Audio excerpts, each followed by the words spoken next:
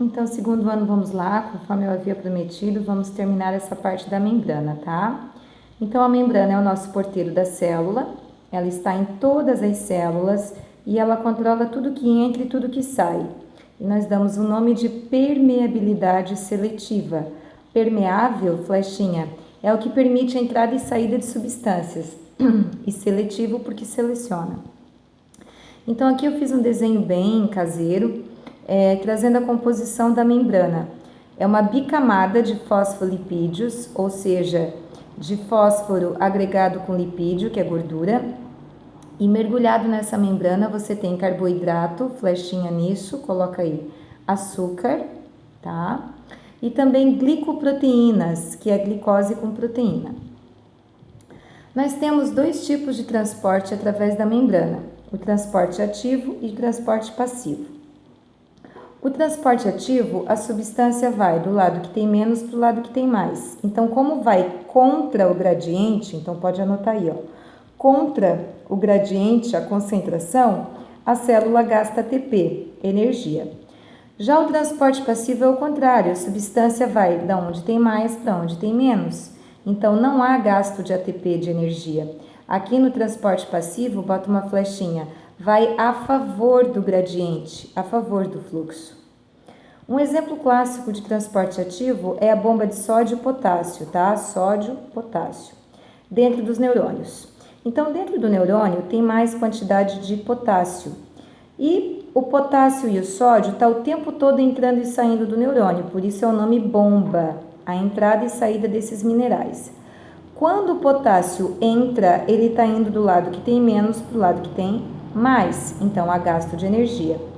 O sódio é quando ele sai do neurônio e vai para o meio exterior, para fora da célula, ele também está indo do lado que tem menos para o lado que tem mais, então há gasto de energia. Já no transporte passivo, tem duas formas de transporte passivo, ou é por osmose ou é por difusão. Osmose, flechinha aí, anota no teu caderno, tu pode pausar depois, tá? Osmose é a passagem de água pela célula. Vou repetir, passagem de água. E difusão, flechinha aí no difusão, é a passagem de partículas, que pode ser O2, que é o gás oxigênio, CO2, que é o gás carbônico, minerais como fósforo, ferro e glicose, que é o açúcar.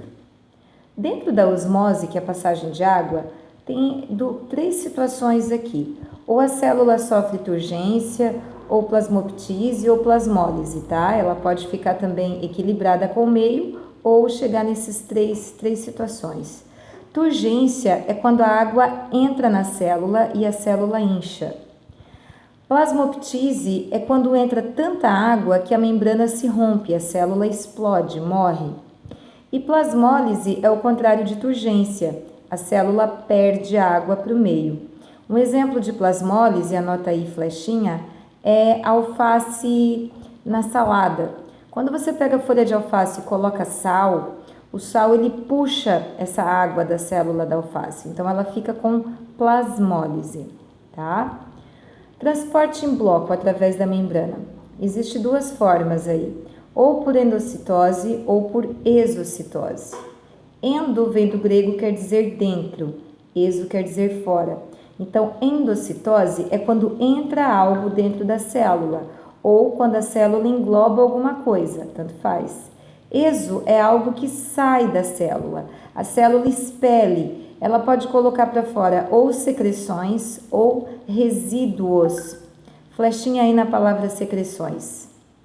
Anota aí, é tudo que a célula produz e precisa eliminar, tá? Então, leite materno é secreção, hormônio é secreção, enzima produzida dentro da célula é secreção, tá?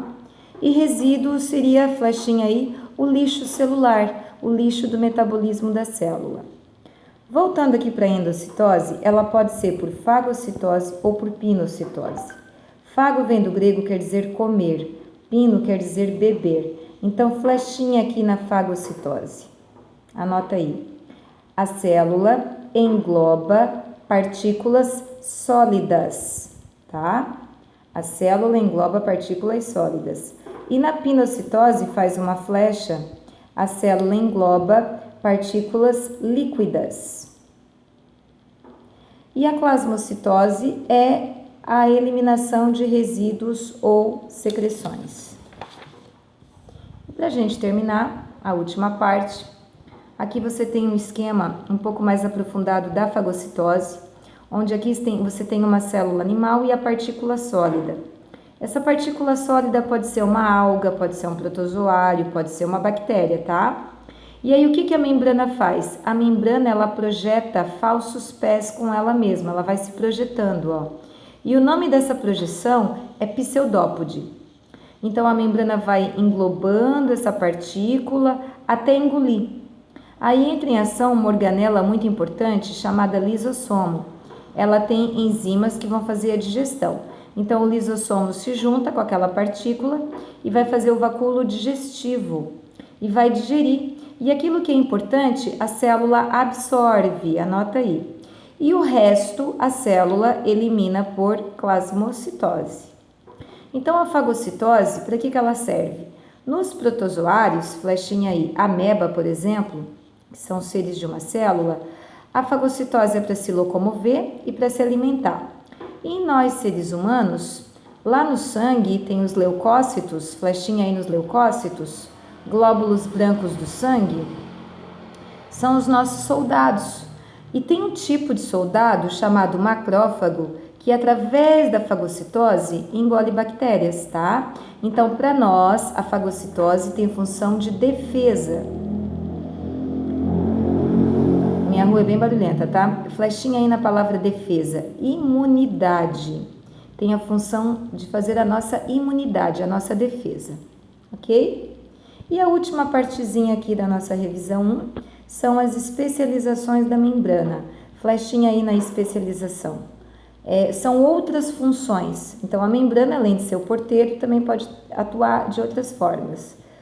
Primeira especialização, microvilosidades. Micro vem do grego, quer dizer pequeno, vilosidade, dobra. Então, são pequenas dobras da membrana plasmática, tá? Ocorrem em células do nosso intestino delgado, onde a gente absorve nutrientes. E essas dobrinhas é justamente para aumentar a absorção de nutrientes. Então, o intestino é todo forrado por células que fazem essas dobras aqui, ó. A membrana ajuda nisso. E outra função da membrana é atuar nas junções celulares, flechinha aí na palavra junção. Tem a ver com aderência, tem a ver com união de células. Então, é quando a membrana ajuda a unir duas células entre si. Isso ocorre muito, coloca aí, ó, flechinha, exemplo, células epiteliais de revestimento, tá bom? Então era isso a nossa revisão, espero que vocês tenham assistido até o final, tomado nota aí das flechinhas, tá bom, queridos? Escrevam tudo isso no caderno da Bio 1, que é a nossa próxima aula presencial, a professora vai ver como tarefa, tá? Um beijo.